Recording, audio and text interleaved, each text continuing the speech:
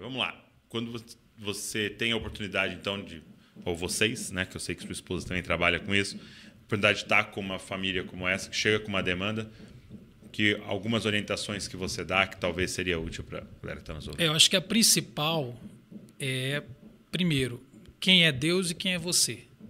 Então, quem é Deus e quem são os pais. Okay. É pegar, assim, uma folha de papel, fazer um risco no meio e colocar assim, o que Deus faz e o que eu faço. Uhum. Nós não mudamos as pessoas. Nós não mudamos as pessoas. Nenhum pai muda o seu filho. Mudar as pessoas é obra do Espírito Santo. Isso parece muito simples, mas essa é a principal dificuldade. Que eu tenho que abraçar essa verdade. É o mais difícil. É entender os limites que eu tenho como pai e como mãe. Que só Deus pode fazer aquilo que eu quero fazer. Eu quero mudar o coração do meu filho. Eu quero mudar a mente do meu filho. Eu quero que ele entenda coisas que ele não entendeu ainda, ou que ele não quer entender, ou que ele entendeu e descartou. Só Deus pode fazer isso. Nós não somos capazes de mudar ninguém. Eu brinco sempre nas palestras que eu dou, eu falo assim, sabe o Pink Cérebro? Você está ligado no desenho do Pink Cérebro? Vocês queriam mudar o mundo todas as episódios. O Pink Cérebro, o Pink todo dia chega com o cérebro e fala o quê? Nós vamos dominar o mundo. Não, o que vamos fazer hoje. O Pink pergunta para o cérebro, o que vamos fazer hoje? Aí o cérebro responde, hoje nós vamos tentar dominar o mundo. Tá. Eu falo para os pais assim, você tem que acordar todo dia e perguntar o que nós vamos fazer hoje, com o que a gente vai falar, não falar, fazer, a maneira de tratar. O que é que nós vamos fazer hoje? Qual é a nossa missão? É mudar o nosso filho? Não, a nossa missão é ser para ele o melhor testemunho possível do Evangelho. Essa é a tarefa dos pais. Na verdade, a tarefa de todos nós. Ser para ele o melhor testemunho possível do Evangelho, da graça e da verdade. Então, quando eu vou falar uma coisa, eu preciso pensar, ao falar isto, eu estou refletindo para ele o Evangelho?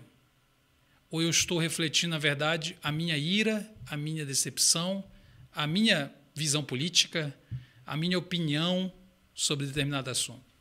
Bom. E é muito difícil, porque isso requer um profundo amadurecimento dos pais. Você imagina um negócio desse?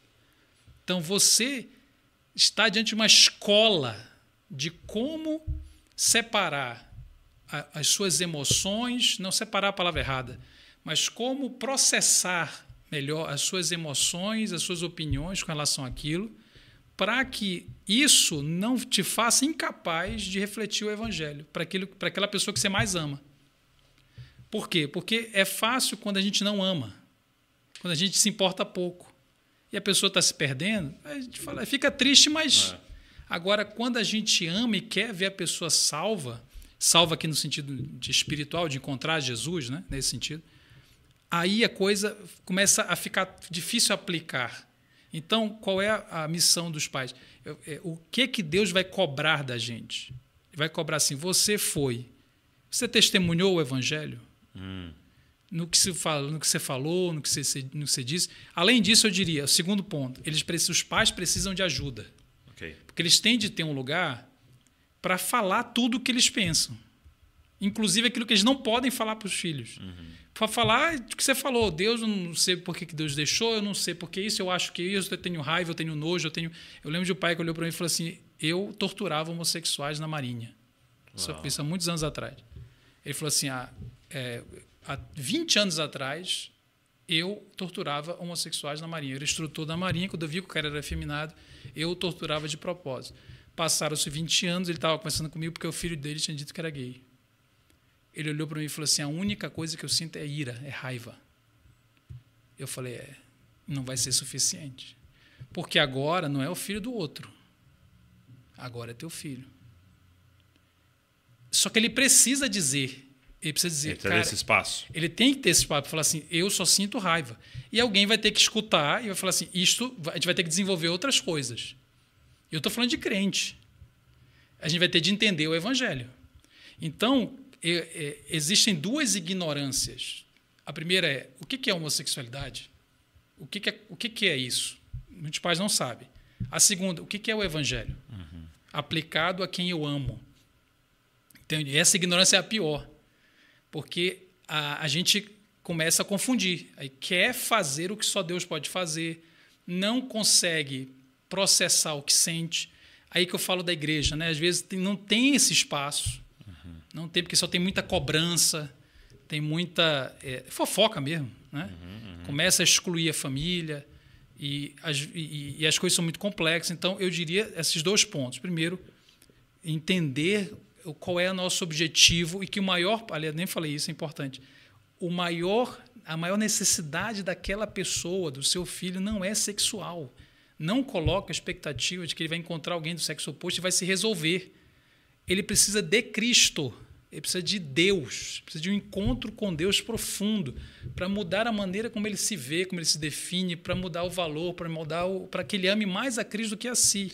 E é muito doido porque provavelmente, e você pode me confirmar, nesse processo, você está dizendo para o pai que ele precisa de um encontro real com Jesus. É o pai, você está falando com a mãe que ela precisa de um encontro real. Porque você está dizendo, você precisa sair daqui e ser testemunha de alguém que encontrou o evangelho. E nesse processo, eles podem descobrir que eles nunca encontraram o evangelho. É verdade. Descobrir como isso é fácil teoricamente. Teoricamente. Mas quando é o filho pródigo dentro de casa, como na parábola, né? Quando é o teu filho que pede... E eu sempre falo que essa parábola escandalizou os judeus que estavam ouvindo, né? Imagino. Porque Jesus está falando um negócio assim, o menino pede a metade da herança. E o judeu imaginava que ele ia falar, não, ele não deu. Não deu e excluiu de casa, deserdou e... Pegou uma vara de goiabeira escrita herança. Começou a dar no lombo.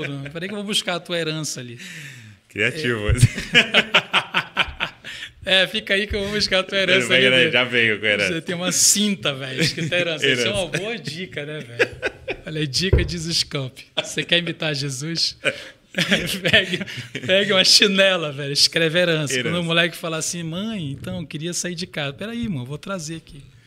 Então, aí, cara, eu falo assim, velho, se a gente fosse vizinho do pai dos pródigos lá, né, a gente ia mandar um textão no Instagram, mano.